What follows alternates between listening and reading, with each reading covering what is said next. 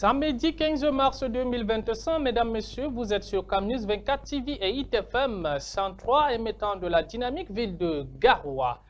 Les titres de cette 13h, journée portes ouvertes, édition 2025, le lycée technique de Lagdo sous la houlette de M. Yaouba ouvre ses portes et célèbre le savoir-faire de ses élèves et l'engagement de son personnel ce jeudi 13 mars 2025. Les détails en ouverture de ce journal.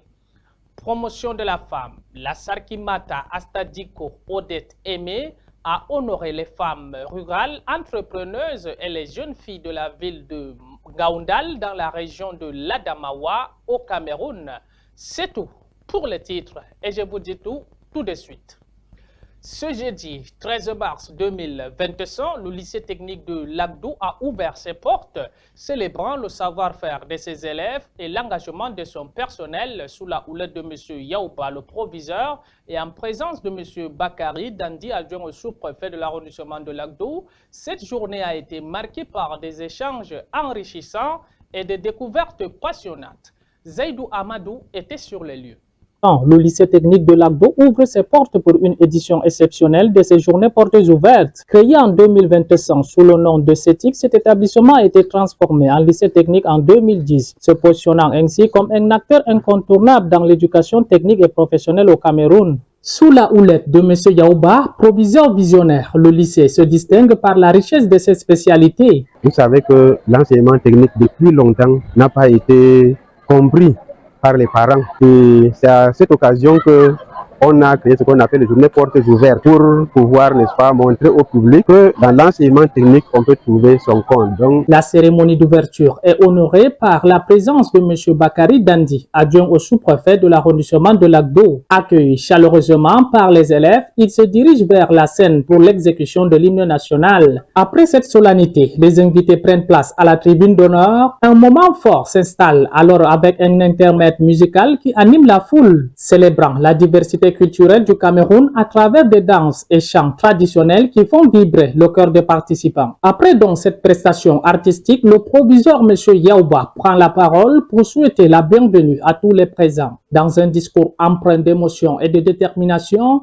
M. Yaouba met en lumière les potentiels inestimables et le savoir-faire des élèves et enseignants du lycée technique de Lagdo. Les interventions s'enchaînent avec des experts venus partager leur savoir-faire en qualité de personnes ressources. Les personnels du district de santé de Lagdo abordent un sujet préoccupant, la consommation de drogue chez les jeunes. Un expert en entrepreneuriat se joint également à eux pour offrir aux jeunes présents des stratégies précieuses sur le montage de projets. Le moment tant attendu arrive, le discours officiel du lancement des journées portes ouvertes est prononcé par M. Bakari Dandi. Je prends la parole ce matin ici au lycée technique de Lagdo en ma qualité d'adjoint au sous-préfet, représentant de M. le sous-préfet, dans ce cadre devenu presque familier à l'occasion de l'ouverture des journées portes ouvertes. Ces mots résonnent comme un appel à l'engagement et à l'innovation. Les visites de stand débutent alors, permettant aux invités d'explorer les diverses spécialités proposées par le lycée technique de Lagdo, de la mécanique de réparation automobile au génie civil, en passant par l'électricité d'équipement et électrotechnique, sans oublier le froid et la climatisation, ainsi que la couture sur mesure et la comptabilité et gestion. Chaque stand témoigne du savoir-faire exceptionnel des élèves. Notre thème est porté sur la réalisation d'un dispositif de commande à distance d'une pompe à courant continu pour pompage d'eau dans un château. On a réalisé un incubateur solaire automatique qui contrôle la température, l'humidité relative, le temps de retournement des œufs et le nombre de jours d'incubation. Pour clore cette première journée riche en échanges et découvertes, M. Dandi est convié à signer le livre d'or du lycée technique de Lagdo, marquant ainsi son engagement envers cette institution dynamique. Ainsi se termine cette première journée des portes ouvertes au lycée technique de Lagdo, symbole d'espoir et d'avenir pour nos jeunes talents. Parlons à présent de la promotion de la femme. Madame Asta Diko Odette Aimé Pouzebouba Serkimata vient d'honorer les femmes rurales, entrepreneuses et les jeunes filles de Ngaoundal. Une initiative saluée par les bénéficiaires et le sous-préfet qui souligne l'impact positif de ces actions sur la communauté. Roméo Ben Yalam depuis Ngaoundéré. Entre reconnaissance et autonomisation, le 8 mars 2025, Ngaoundal a vibré au rythme de la 40e édition de la Journée internationale de la femme. Grâce à l'initiative de Mme Astadiko Odette Aimé, épouse Bouba Sarkimata à la chefferie Barnam de Ngaoundal, cette figure locale a orchestré une célébration en 3 temps, mettant en lumière la femme rurale, l'entrepreneuriat féminin et l'éducation de la jeune fille. En réalité, nous sommes venus encourager la jeune fille pour sa scolarisation, l'entrepreneuriat féminin, mais également rappeler aux femmes l'égalité, leurs droits et leurs devoirs. Tout est parti le 7 mars à Pangar, où Mme Bouba a entamé son action par la distribution des dons essentiellement des machines à coudre visant l'autonomisation des femmes rurales. Le lendemain, en Ngaoundal, l'hommage s'est tourné vers les Bayam Salam, ces femmes commerçantes dynamiques, piliers de l'économie locale. 20 d'entre elles ont reçu des parasols, améliorant ainsi leurs conditions de travail. Je remercie beaucoup Madame Boubala parce que maintenant le soleil ni la pluie ne me frappera jamais.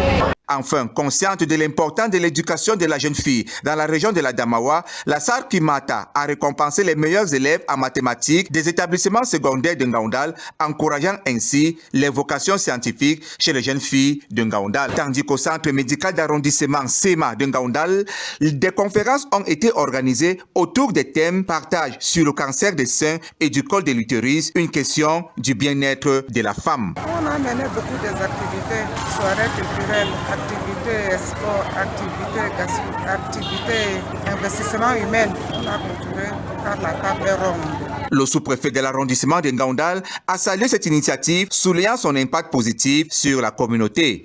La Sarkimata, Madame Astadiko Bouba, c'est l'une de mes grandes élites pour qui j'ai toujours compté et qui a toujours été aux côtés des populations, aux côtés des institutions que nous incarnons. Cette célébration, au-delà de la reconnaissance, a offert des outils concrets pour l'autonomisation et l'épanouissement de la femme de Ngaoundal. C'est par cette grande parade du défilé, symbole de l'engagement des femmes, qu'un point final fut marqué. Restons toujours dans l'autonomisation des femmes. La 40e édition de la Journée internationale de la femme s'est célébrée avec brio dans l'arrondissement de Thiébois, département de la Benue, région du Nord. Cette célébration a mis en lumière l'importance de l'égalité des droits et de l'autonomisation des femmes et a rassemblé tous les acteurs du développement locaux de l'arrondissement de Thiébois et ses environs. Pour plus de précisions, suivons ce reportage.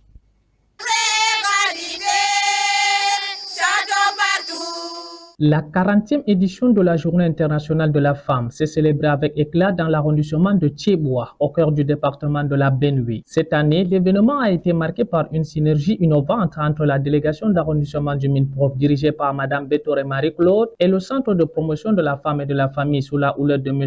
Gongdokna Dawaye. Les préparatifs ont débuté avec des causeries éducatives sur des thématiques essentielles pour l'épanouissement des femmes, tant sur le plan sanitaire que pour les activités génératrices de revenus. La première causerie a eu lieu à Mafare Thiébois, suivi d'un second succès à Laïn de Tita, où un dépistage volontaire et gratuit a été proposé à la population cible. La semaine a été riche en formations pratiques. À Ngong, au Centre de promotion de la femme et de la famille, les participantes ont eu l'opportunité d'apprendre à fabriquer des savons. Parallèlement à la commune de Ngong, elles se sont initiées à la teinture et à l'utilisation d'engrais bio. Les activités n'ont pas manqué avec une marche sportive qui a rassemblé un grand nombre de participants, promouvant ainsi la santé et le bien-être. Une foire gastronomique a également été tenue, mettant en valeur les talents culinaires des femmes locales. L'apothéose des festivités s'est déroulée le 8 mars 2025 au stade municipal de Thiébois, placé sous le thème « Pour toutes les femmes et filles, droit, égalité et autonomisation ». Cette journée mémorable a vu la présence du sous-préfet de l'arrondissement de Thiébois, M.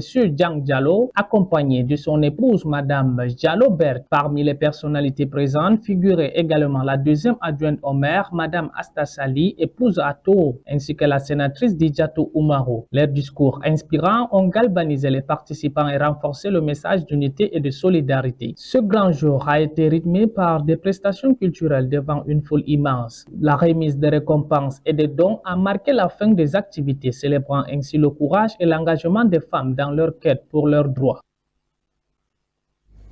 Direction dans l'Adamawa, plus précisément Ngaoundéry, un atelier national a réuni des acteurs clés pour discuter de la gestion budgétaire des collectivités territoriales décentralisées au Cameroun. L'événement a porté sur la lettre circulaire concernant l'exécution, le suivi et le contrôle des budgets alloués au CTD pour l'année 2025.